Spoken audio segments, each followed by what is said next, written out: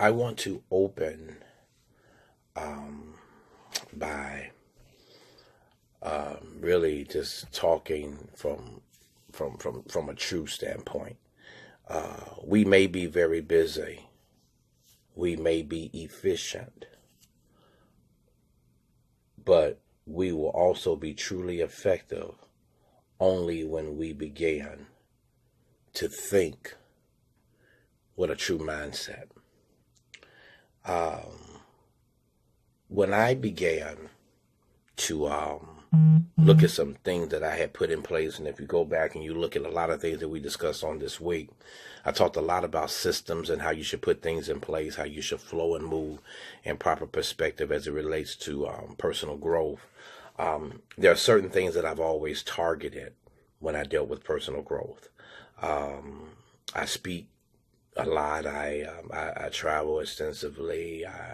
There are many facets and multidimensional waves as it relates to who I am and what it is that I do.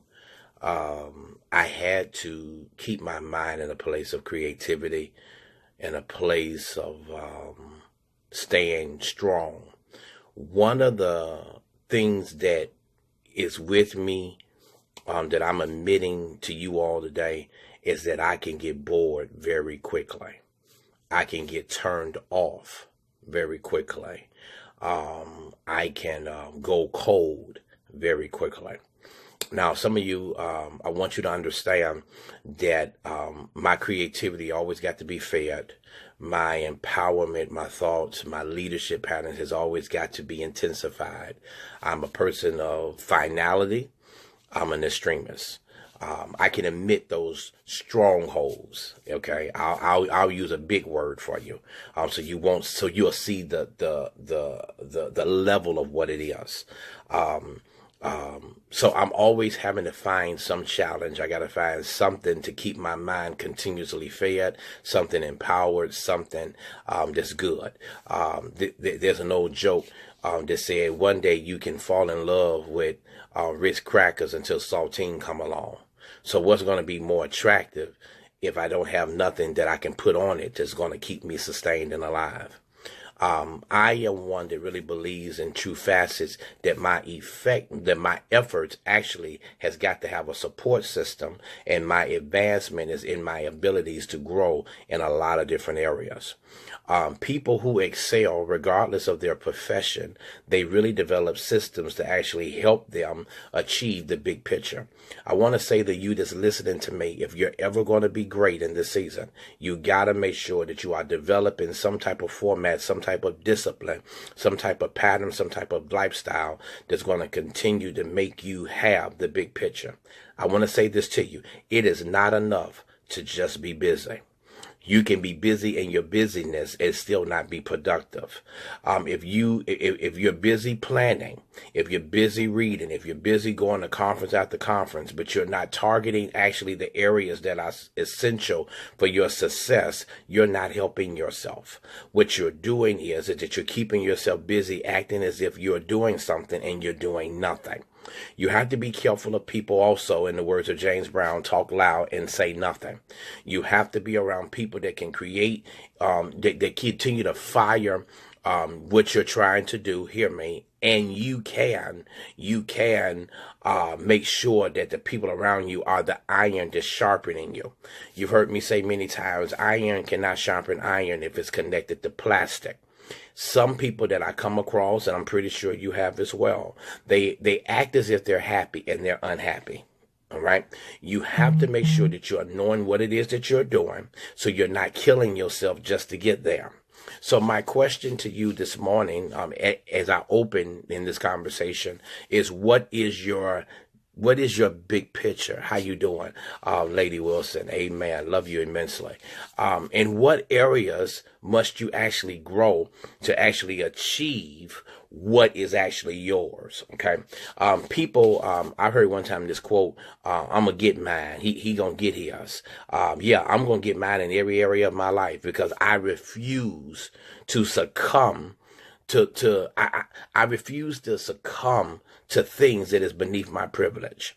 I have a system in place, and my system works. And what doesn't work for people don't have to be part of my system. You follow me? And I get people out of my system that I know that can contaminate or diffuse or tear up or break or damage my system. I'll give you another thing about me.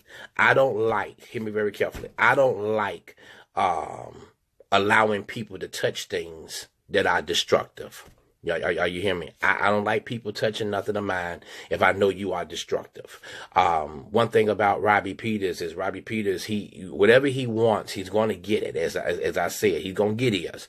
I believe in spending good quality money for things to have. How many of you all have ever bought a $29 microwave oven, but you had somebody that bought an $80 microwave oven? And notice that $29 microwave oven, it works good for a season. But hear me, the chances of it going out above the $80 one is more probable to the matter, right? Watch what I'm getting ready to tell you. There's a whole lot of people that do cheap. And hear me, if you're not careful and you give yourself away to people who are cheap, they will tear up what it is that you have, and they will not have an answer to why it is being broke in the first place. That makes sense to anybody? You have to know the system that you have in place, and you have to make sure that if you're going to give something away, you're giving something away, hear me, of value that will sustain itself even if you're no longer using it. Are y'all catching what I'm saying? Some of us right now, we are in a 2-speed class because we're not doing what we should do to double the odds to help ourselves improve. You must improve in every area and every facet of your life if you're going to be successful in what it is that you're called and purposed to do. Perhaps the best question that you should always memorize in your mind and repeat over and over and over again. This is the question that I ask myself. What is the most valuable use of my time right now? What is the most valuable use of my time right now? That's the question that I ask myself. Maybe you should ask yourself that question every day. A system is limited help to you, hear me, if you don't take into account your priorities. Are you listening to me? Hear me. To shape your system, you got to create for yourself. You got to ask yourself, what is my most valuable time? And let me help you real quick. If all you can do with your time is sit up and be on the phone all day, posting, texting, inboxes, reading somebody else's stuff to try to come back and diss somebody, to have conversation about people and sit up and not be productive that's not productivity. Productivity is making an impact in what you're supposed to do and what your purpose is. And one of the greatest things that I do with my time is not to be controlled and think about what other people got to do with their time. Are you listening to me? What I have to do is, in the spirit that I'm connected to, whoever I mentor, whoever I work with, whatever the case is, my time is to make sure that I'm doing the max of what I'm supposed to do to get the maximum of return of that time. The worst thing that you could ever do is spend your time trying to live your life to validate other people. I tell you another thing with your time. Another thing that you need to do with your time is make sure that you're not concerned about what other people's thoughts are about you. You have to be concerned about what you're supposed to be doing. And for me, let me tell you, the greatest part of my day is early in the morning. I'm a Jeremiah child all the day. Early in the morning, shall I seek him? And I'm up early. I'm making sure that I do what I'm supposed to do. And I realized this all the days of my life. My mother put this in me. My father put this into me. I am a workhorse. I'm a stallion when it comes to work. I have no problem with work. I don't shy away from work. Whether it's from sun up to sundown, I will stay locked in my lab. I will do what needs to be done to get it done because I understand what's the valuable use of my time. Staying focused is one of the greatest things that you can actually do. When I recognized that when I stopped scheduling certain things, I started realizing how my life got off track. I had to learn how to do some things. The first thing that I do early in the morning, and it's always repetitious. The moment I get up, amen, I'm in meditation, I'm in prayer, I'm thanking God. And then he gets my creative juices going. When he gets my creative juices going, I'm immediately starting to type down things. I had my things on doing my dictation this morning.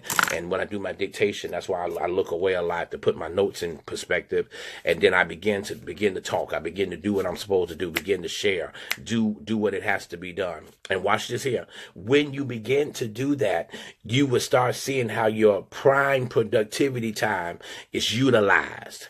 I don't have time to gossip on the phone. I don't have time to sit up and worry about what another person. I don't have time to sit up and think about what I shouldn't be thinking about. I'm always making sure that when my time comes and my name is called, that I'm ready to produce and do what needs to be done. Hear me. Making a decision is pretty easy when you have your priorities in place. See, I don't have to worry about, am I going to do this or am I going to do that? Am I going to do this? Am I going to do that? Why? Because my life is always in such a place to where prior planning prevents poor performance, to where I realize, hey, I know I got to do 9 different things. I'm planning out my day so I can stay focused. And the worst thing you can do is allow people who are not time conscious to jack up your time. I don't like lazy people. I don't like people that want to lay up in the bed all day. I don't like people that want to go to the store at night when you should go early in the morning. I don't like people that don't have no get up and go about themselves. I like getting up, doing what you got to do, making it happen and go. Prime example, please don't laugh at me, don't judge me. I still believe in going to the laundromat. Amen. I know a lot of people don't. I know a lot of y'all don't know what the laundromat is, but hear me. But because I'm going to go to the laundromat, watch this here. I go dark 30 in the morning. I'm there for the first wash at 6 a.m. Are y'all listening to me? And hear me. I'm there because I know, number one, ain't nobody else going to be up in there. Number two, when you thinking about coming in, I'm leaving out. Why? Because my time is valuable and I don't have time to be sitting up waiting on the washer. So hear me. I'll sacrifice something that I need sometimes so I can make sure that my day goes according to plan.